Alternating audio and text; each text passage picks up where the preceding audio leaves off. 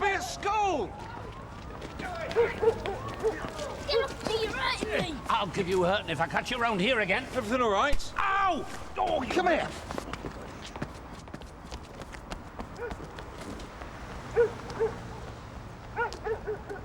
What happened? Little hooligan.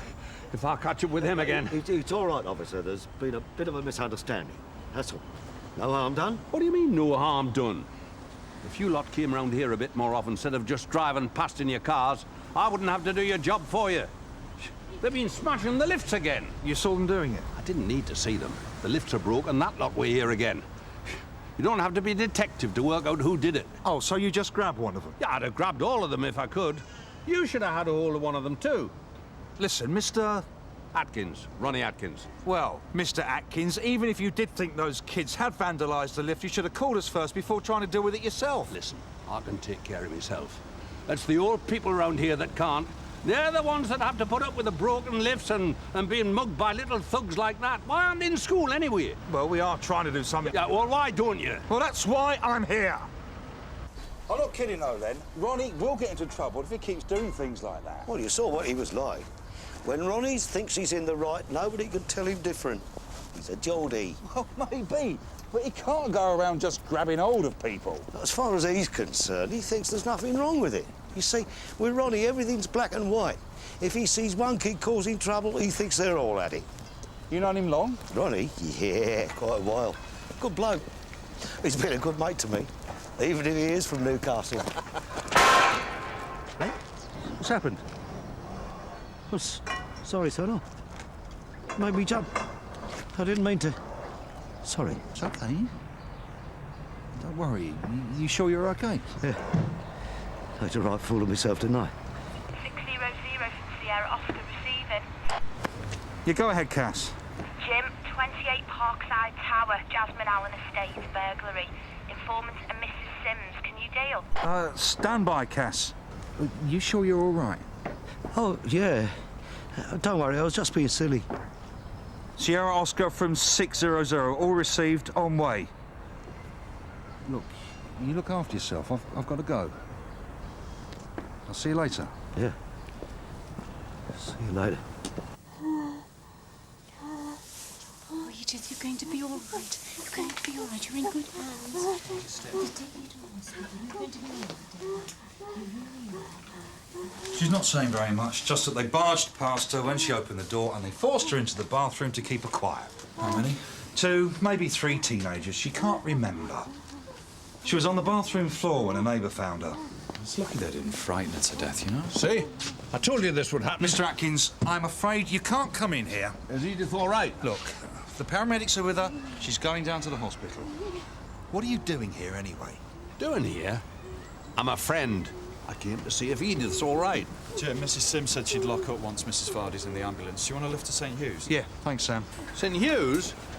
You should be out looking for the little beggars that did this. You could start with those tearaways we saw earlier. Maybe if you'd given me a hand to hold on to them, this would never have happened. You don't know they've got anything to do with this. And you don't know it hasn't. Look, Mr. Atkins, we are going to do everything we can, but... Oh, aye. There's always a but, isn't there? Well, if I find out who did this, they'll wish you'd caught up with them before I did. And that's a promise. Who's he? Chairman of the over-70s vigilante squad? Yeah, something like that. Do we know what was taken? Well, it looks like a cash and pension book. Sir, there are a lot of old people on that estate that are easy targets. Couldn't we just put a few more patrols through there to make them feel a bit safer? You know the problem, Jim? Too many places, not enough manpower. But if you've got a special interest, I could keep you on patrol there for the next few days. Maybe visit some of the older residents and give them some advice. If you can get someone to do it with you, I'll make sure you get the time and support. It's not exactly what you want to hear at that age, though, is it, sir, you know? Don't open your door, don't go out alone at night. I know. Best I can do, though, Jim. OK, sir.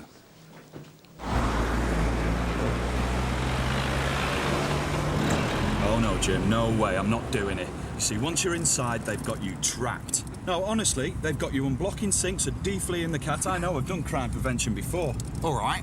I'll do the ones with the cats. Oh, come on, Sam. It'll only be a couple of days. No way. I'm sorry, Jim, but you've talked Monroe into this. You do it. Now, where do you want dropping? 600 from Sierra Oscar, location, please. Yeah, we're just approaching the Jasmine Allen, Sarge. burglary at 52 Parkside Tower. Informant A, Mr. Ronald Atkins. All received, Sarge. You took your time, didn't you? Mr. Atkins, what's happened? Well, I don't know, do I? When I got here, the door was swinging open. Len wasn't answering. I went in and... Well, see for yourself. Len? I'm telling you, he's not here. Well, do you think he could have gone out for a paper? Or some milk? No, he never goes out before 10. He's a late sleeper. Sometimes I have to knock him up. Besides, he wouldn't go out and leave the door open, would he? No. Well, it's obvious the place has been turned over, but the two things might not be connected. Oh, come off it. Look at this lot. No, something's happened, I'm telling you. Yeah, it's definitely not here, Jim. Bedroom's been turned over as well. See? 416 from Sierra Oscar. Free to speak. Yeah, stand by, Sarge. Listen, do you want me to chat with the neighbours while I'm out there? Yeah, thanks, Sam.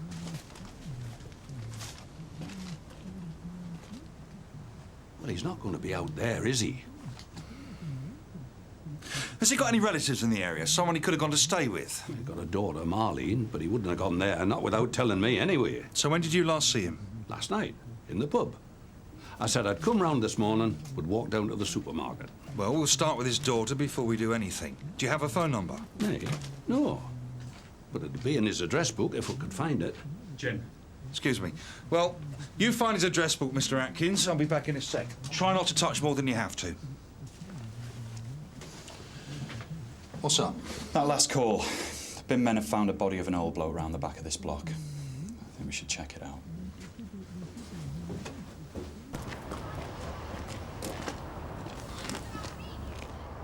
Is it him? Yeah.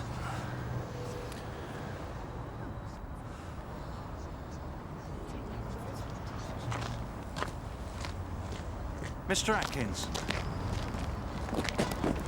Oh, no. Come on. No, there's nothing you can do. Come on. Over here. Well, I could think of better ways to top yourself. If he did.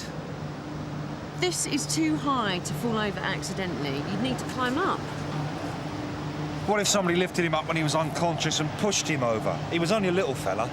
Even so, it would be pretty hard to lift an unconscious body that high. Besides, the scene examiner can't find any fibres, and that's a rough edge. There'd be something. Yeah, OK, Nick, thanks. I'll tell him. If we do find anything, we will let you know. You better. Jim, Nick's been able to track down Mr. Harrop's daughter at work. Apparently she hadn't seen him for a couple of weeks, but as far as she knows, he didn't have any problems or worries. Thanks, Tom. Okay, I'll see you then. Okay. So, suicide? You reckon? Well, I don't think he was pushed or thrown off the roof, so that leaves one alternative. He jumped. So what about his place being turned over? He went up on the roof and left the door unlocked. Someone spotted it and took advantage. It would be par of the course round here. Yeah, maybe. But if he was going to jump, why not jump from his own balcony instead of going up onto the roof? You're going to hit the ground as hard from 12 floors as from 15. Did you look over the balcony? There's grass underneath. He fell on tarmac. Maybe he wanted to make sure. No, I spoke to him yesterday. He wasn't the suicidal type. Even so, I mean... What time is your meeting with Colin? Look, listen. It's going to take 24 hours for the PM results to come through, so if you want to knock yourself out till then, that's up to you. Oh, and I suppose you've got better things to do. Yes, I have, actually.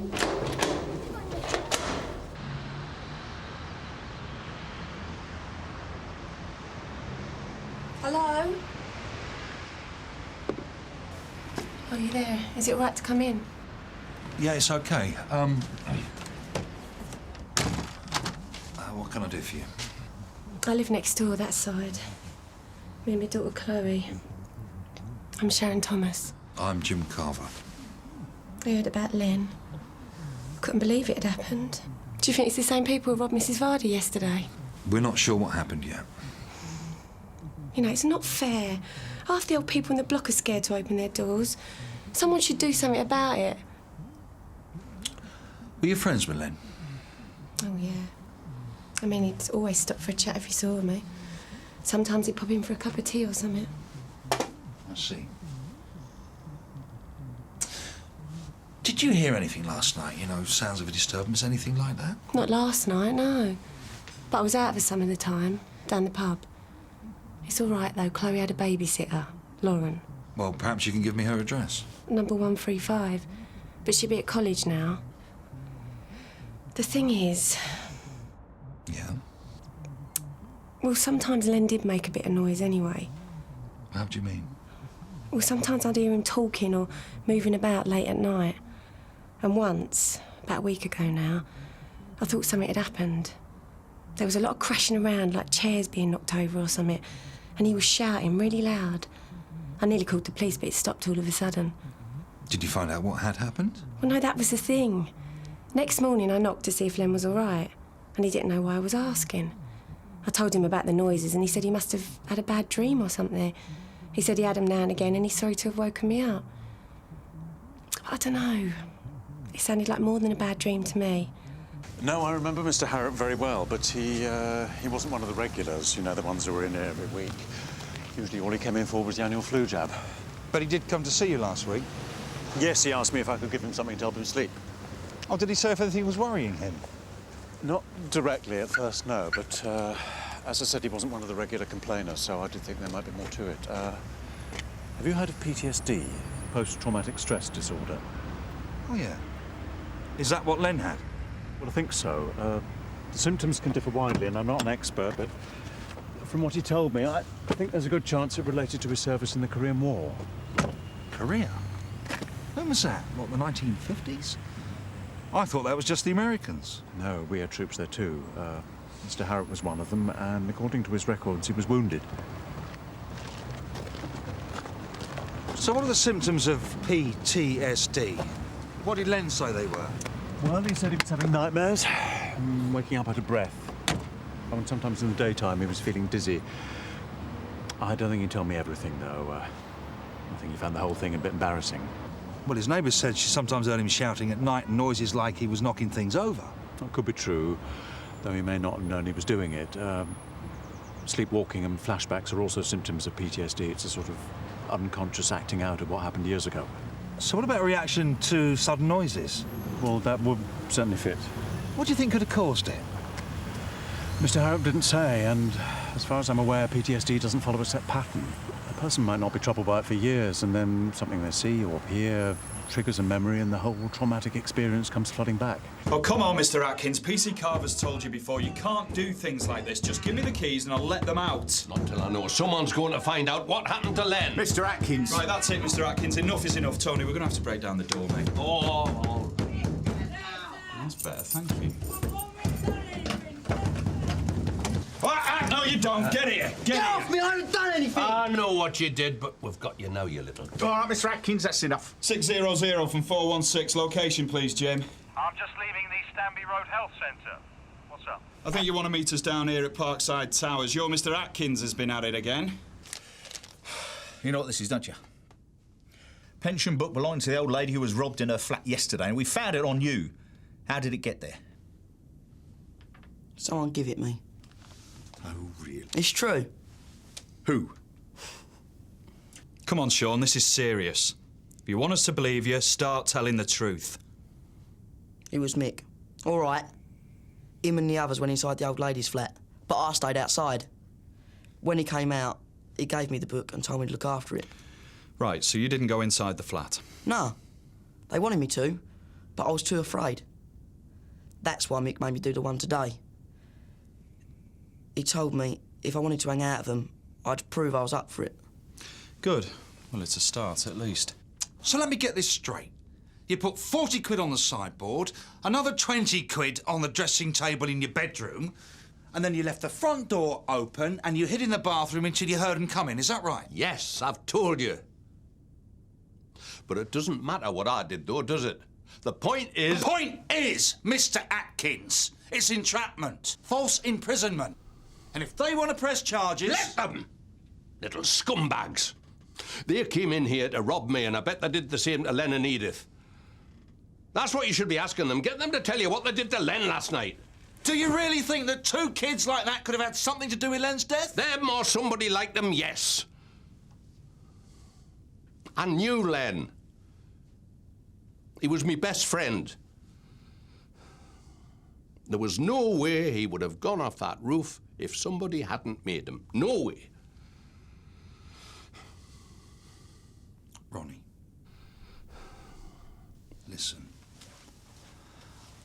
I know you're upset about Len. But I need to say this. There is no evidence that there was anyone else involved in his death. I don't care. He wouldn't have killed himself. Anyway, what about the way his flat had been robbed? Well, you said yourself that nothing seemed to be missing. It's possible that Len messed the place up himself. I spoke to his neighbour. She told me she heard Len knocking things over late at night over the past couple of weeks. Rubbish. Why would he do that? How long had you known Len? Off and on about 50 years. We met in the army, in national service. In Korea. How did you know that? I talked to his GP. Told me that Len had been to see him during the past week. Now, he was having trouble sleeping, apparently. Nightmares, that sort of thing. Did you know that? No, he never said. Is it possible that Len was depressed, but he didn't let on to you about it? Oh, no. I know what you're thinking. You want me to say he was just some daft old sod who jumped. If Len was going to kill himself, I would have known. There's no way he'd do that. No way. Oh, why don't you just go home, OK? There's no more you can do. Ronnie.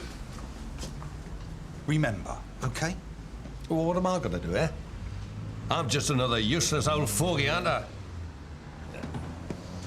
He said it. Oh, Jim, young lady to see you. Can I help you? My name's Lauren. Lauren Taylor. Sharon said you wanted to see me about last night at the flat. Sharon? Oh, Sharon Thomas, yeah. You were babysitting for her last night, yeah? Yeah, that's right. Well, all I wanted to ask was, did you hear anything strange from the flat next door? No, I didn't hear anything. Only thing I saw was an old bloke coming out as I left. About what time? I suppose about 12. Can you describe him? I told you, he was an old guy. White hair. Could it have been Mr. Harrop, the man who lived in the flat? No, I've seen him before. This was someone else. What about Ronnie? Ronnie? Lauren, could it have been that man who was with us when he came in just now? Him? No. The guy I saw had a moustache. Is there anything else you noticed about him? Not really. He had one of those old-fashioned jackets. Oh, you know, what do you call them? A blazer. That had a sort of gold badge in the pocket here. Anything else? That's all I remember.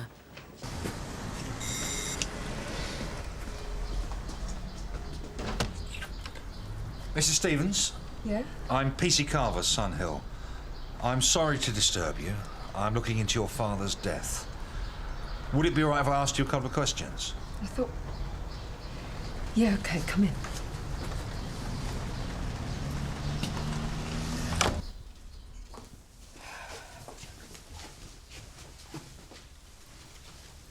No, thanks, I don't. Neither do I, usually. Sit down. Thanks. Did you find out any more about how it happened? We're trying to discover the sequence of events, and I wondered if you knew who Len's friends were. You know, people he might have talked to yesterday. I'm not sure. There were people he knew in the flat, but I don't know how well. When you last saw him, was he OK? Did he seem depressed about anything? No. He seemed fine. I don't know, I still...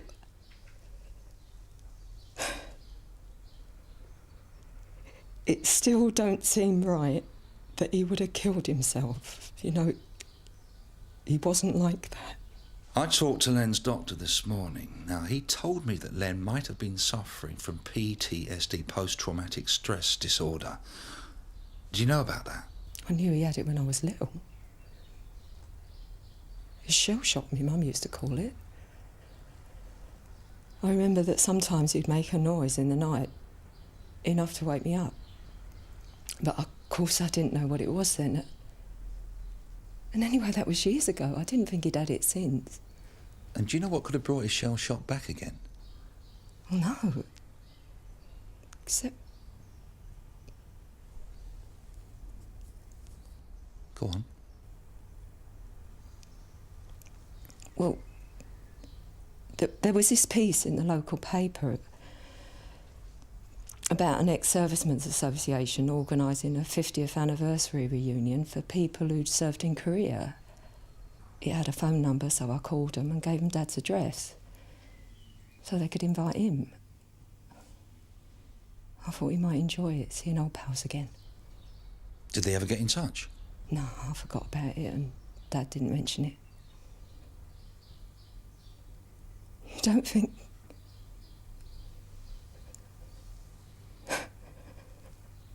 I mean, I never thought it would upset him. I wouldn't have done it if I had. No, of course not. But you can't blame yourself for that. They may not even have contacted him. But what if they did? If that was what made it...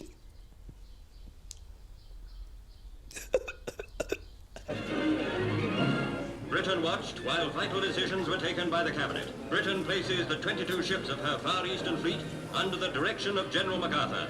The nations are united to stop war. A rifle and guns against the unfeeling tank. The odds were too great. Help they needed, and help could come only by air.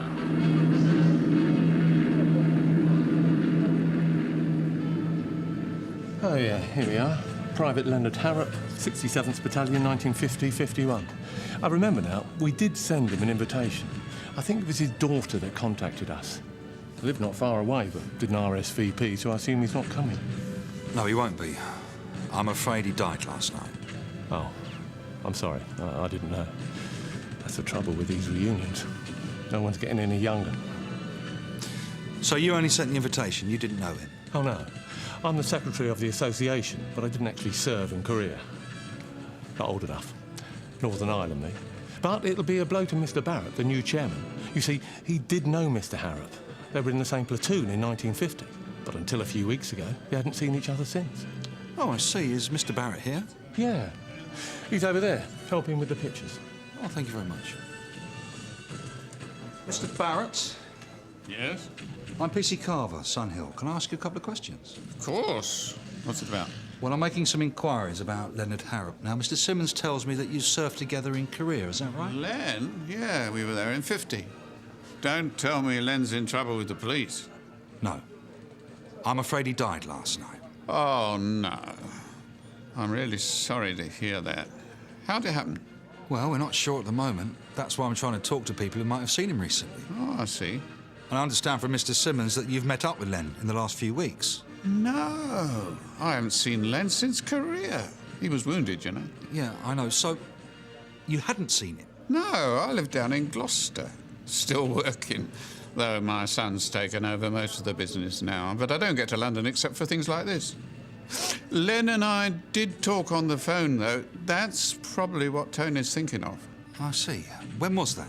About 3 weeks ago. I'm taking over as chairman at the dinner tonight. And with it being the 50th anniversary this year, I was keen to get as many old boys together as possible. So when Tony showed me a list of people he'd been in contact with and I saw Len's name, well, of course I rang him up. How did he sound? Was he pleased? Yeah, I think so. I think it was a bit of a surprise. Well, it would be, wouldn't it?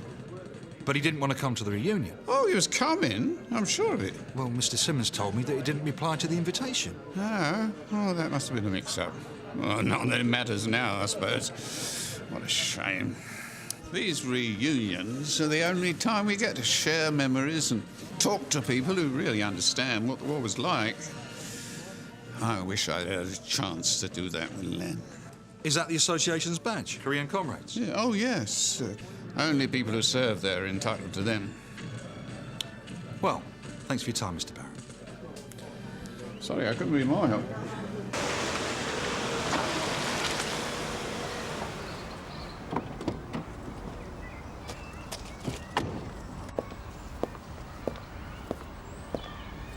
If you haven't found out anything, why are you here?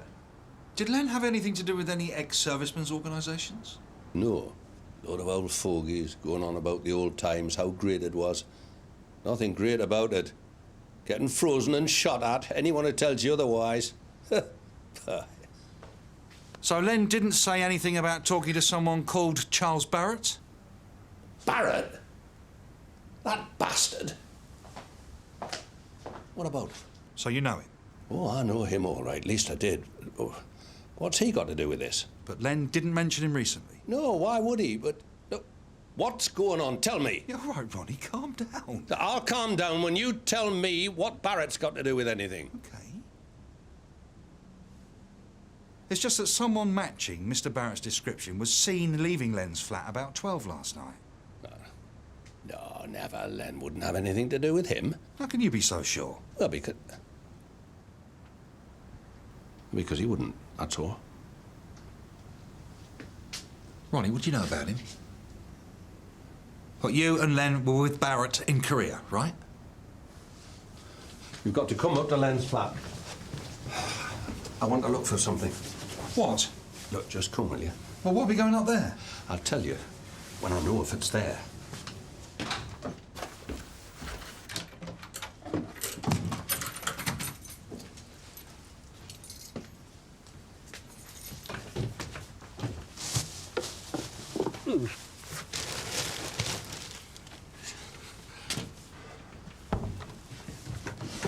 It's not here. What is it? Ronnie? It's a tin. An old biscuit tin, blue and white. He kept it in there. Well, if it isn't here? It isn't here, it's been taken. What was in it? Pictures, old photos. Well, maybe Len threw them out. No way, never. It was Barrett. He said he was here. He must have done it. He stole them. Well, what would he want with a tin of old photos? You don't know, but I'm telling you. If Barrett was here, he took those photos. And he killed Len to do it. Why? Why would he do that? Because he's a murderer, all right? Because he'd done it before. Ronnie, tell me what you meant about Barrett. Why would he want those photos? I can't do anything unless you tell me.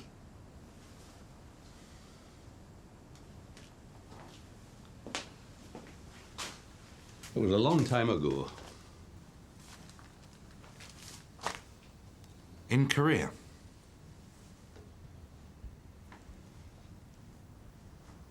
No. 1950. Me and Len are 19. Sent out there to fight the communists.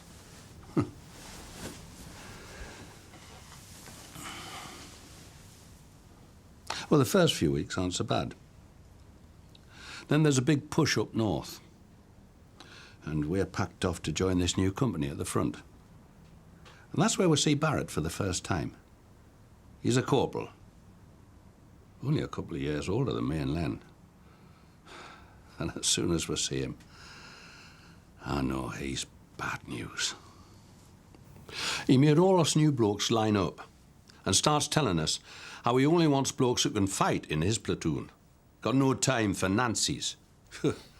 He really fancied himself, did Barrett. He'd already got mention in dispatches for holding back a Chinese attack, and the next time he wanted a medal, and everyone knew it. Anyway, the next morning, me and Len picked to go out on a 2-day patrol with Barrett and some others. Chinese are being pushed back, and we've got to check the area, see if they left anyone behind our lines to cause trouble. We don't see anybody till the afternoon. Then we spot some trenches and foxholes at the end of a bridge, and there's about half a dozen Chinese manning them. Somebody asked Barrett if we should call in an airstrike to clear them out. Barrett jumps down his throat. The only reason to call in an airstrike is if we're afraid, says Barrett. And he isn't. So, he sends me and Len and another bloke around to come in from the left. And him and the others come in from the right. Aye. I'll say one thing for Barrett. He was the first to go in. He goes charging at the foxholes, yelling like a bloody madman. Chucks a hand grenade, and the next thing we know, all the Chinese have got their hands in the air, surrendering. I don't think any of them even picked up a rifle. Well, of course. When we got closer, we could see they weren't any older than we were. I reckon they just got left behind there. Probably didn't even know they were behind our lines now. All they were doing was just watching the bridge like they'd been told.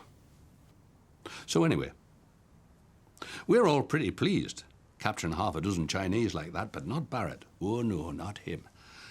It's like he's disappointed that they gave themselves up without a fight, and straight away he starts telling us how they must be part of a larger group lying low to ambush us. Well, of course, they're nothing of the sort. But even so, he sends the rest of us out in pairs to scout around looking for the rest. And I'm sent out with a bloke called Jarvis. After an hour or two, I can tell there's no one else there. We decide it's a waste of time, and we head back to the bridge. When we get there, Len and the bloke he's been out with are back already. And they must have told Barrett the same thing, because he's in a temper, shouting at them. And then us, saying, we haven't caught the Chinese and we haven't been looking properly because we're afraid. All right, says Barrett. If we won't find out where the rest of the Chinese are, he will. And he gets up and he goes over to the prisoners and he shouts at them to stand up. And he's waving his Sten gun around, telling them to get onto the bridge and us to go with him. Well, we don't know what's going on. But when he's got the prisoners about halfway across the bridge, he lines them up so they're looking out, right over the edge. And then he goes up to the first one, and he's just a kid. And he grabs hold of the back of his collar. He tells our interpreter to ask the kid where the rest of his regiment are. That kid was scared. I'd never seen anybody scared like that before. And Barrett and the interpreter are shouting at him, and Barrett's holding onto his uniform by the collar, and he's pushing him back and forward like this, right on the edge of the bridge.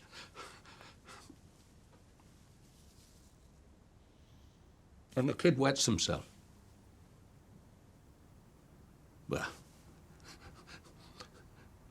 we didn't know what to do. Len and me, all of us, we're just standing there like we can't move. Oh, yeah, I remember one bloke, Chapel. He was laughing. I mean, we couldn't believe, was Barrett really going to do anything? Anyway, suddenly, there's Len. And he goes right up to Barrett. And he starts trying to reason with him, telling him to leave the Chinese kid alone. And I remember thinking, he's going to kill him. Then there's a scream. The Chinese kid's gone over the edge. Well, he knew he'd gone too far, and that if anybody found out, he'd have had it. And he grabs hold of Len by his weapon and shouts at all of us, line up behind the prisoners, do it now. Well, what else could we do? He'd got a Sten gun in. Well, anyway, when we're lined up, Barrett tells us he's taking care of the first one. Now it's our turn. Push them off or shoot them. And he tells Len, you first. Well, Len doesn't move. And he shakes his head. No, Corp, I won't do it. You bloody will, says Barrett. Or you go too. And he grabs hold of Len and he starts pushing him towards the edge, just like he'd done with the Chinese kid. And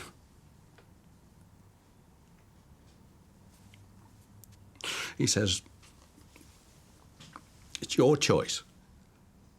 You or the chink. You or the chink.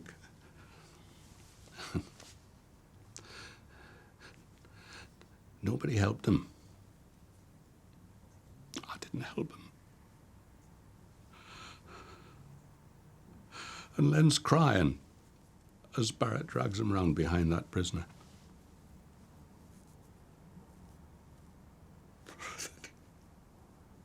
Then he put his gun up to Len's head. It's okay. It's not bloody okay, it's not. That's what he made Len do. He made all of us do. And when it was over, you know what he said? He said, now we're all square. That never happened. And he walked away. The bastard.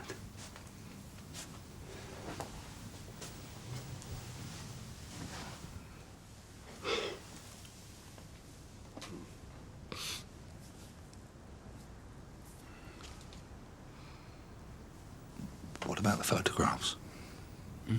What? You said Len had some photographs. Well, yeah. Well, that wasn't till the next morning. Barrett had made his camp near the end of the bridge. I was standing guard, and I hadn't seen Len all night. But then, there he is, coming across the bridge from the other side, and he's shouting for Barrett. And he looked different, too. Like he wasn't afraid anymore. And he keeps on shouting till Barrett comes to see what's going on. And Len shouts at him, "It's not all square now, you bastard." And he's waving a box brownie camera. Bloody box brownie. Well, as soon as Barrett sees that camera, he knows what's happened. We all do. Len's been down under the bridge and he's taken photographs of the dead bodies to prove what happened. So there's Len and Barrett facing each other about 30 yards apart. And I start towards Len. And suddenly, there's this god-awful noise and shells start coming in all round us. Me and Len were hit by the first or second one, and after that, I don't know. Yeah.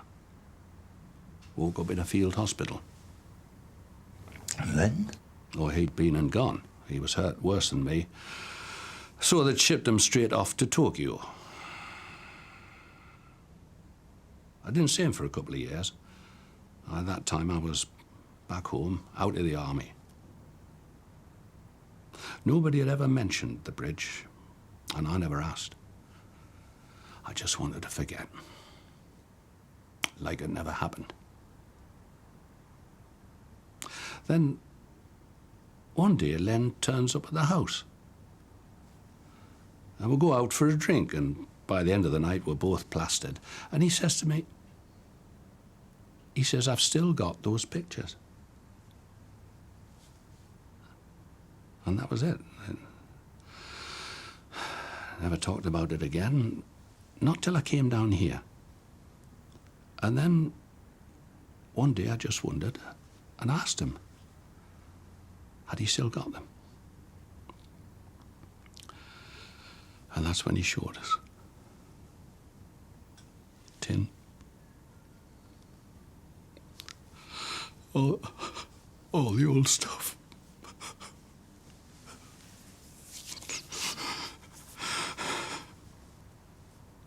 And I just sat there and cried.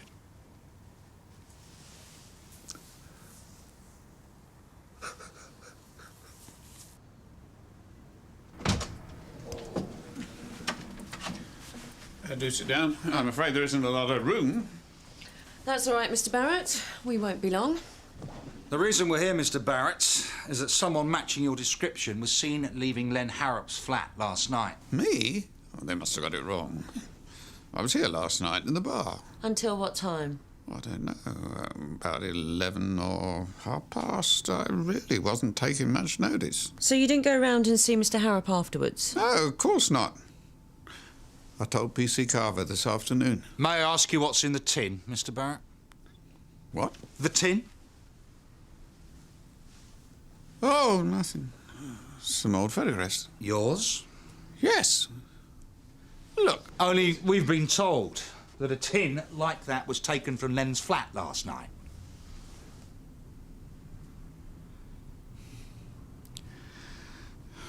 All right, look. I did go to see Len last night. He gave me the photographs for the reunion. So why did he lie to us? Because I didn't want you to get the wrong idea. About what? About Len's death? No, of course not. You don't think... I had nothing to do with that. He was all right when I left him. I had nothing to do with what happened afterwards. Well, perhaps you would like to come down the station and tell us exactly what did happen. Oh, come on. There's no need for that. So, where are the ones of the bridge? They're not here. They were in a packet together. You sure these are Len's? Of course. It's the same tin. Look.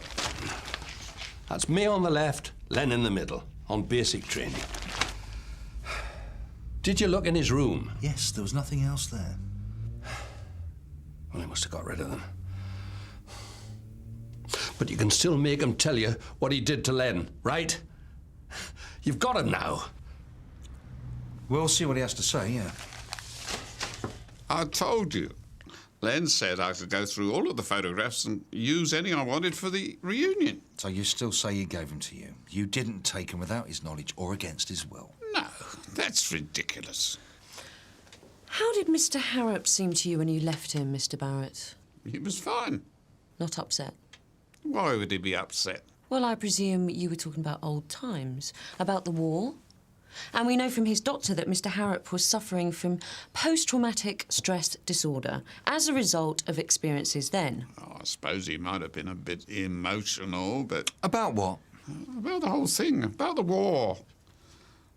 Now, look, I don't like to say this, but Len was never the most... Well, he wasn't as strong as some of the men out there. He was always a bit nervous. Really, if I thought that me going to see him would have made him, well, would have made him unstable enough to kill himself, well, of course I'd never have gone. But surely you can't hold me responsible for what the man did because of some unpleasant memories. Of course not, and I really must... Which unpleasant memories, Mr. Barrett? What? Which unpleasant memories do you think Len was having? They couldn't have anything to do with being forced at gunpoint to push Chinese prisoners off a bridge, could they? Jim. Well, Mr. Barrett? Who told you that? You made him do it, didn't you, Mr. Barrett? You made them all do it. PC Carver. And Len had photographs. And that's why you went to see him, to make sure he wouldn't turn up at the reunion and tell everyone else what you did. No, this is rubbish. It's a lie. There's no evidence. Oh, not now. But there are witnesses. PC Carver, are you making a formal accusation about events 50 years ago? Yes. No, we're not. At least not yet. But this will be looked into, Mr. Barrett, and anything we find will be passed on to the CPS. Well, in that case, and unless you do have something other than unsupported allegations, I'd like my client released. Now, please. Len would never have given him those photos. Never! He must have stolen them. I believe you. I think Barrett took them. Either last night or he went back to the flat this morning. But we can't prove it. But it's still Barrett's fault, isn't it? Len's death. Him going round there must have upset Len so much that he had another one of those flashbacks to the war. That's why he was on the roof last night. Because in his head, he thought he was back on that bridge in Korea. I think so too. So what about Barrett? What about what he did in Korea? He's still a murderer for what he did there. Why can't I make a statement about that? I'll stand up in court and tell them what he did, what he made the rest of us do. It's no good, Ronnie. It's your word against his. Yeah. And the CPS would never take that to court. I am really sorry.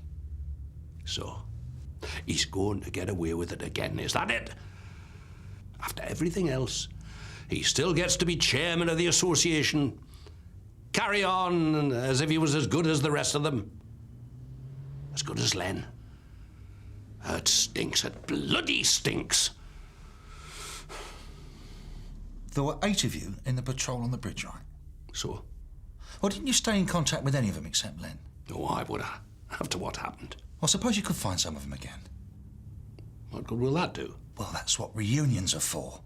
To meet old pals, to talk about old times. If you tell the truth, maybe someone else will too.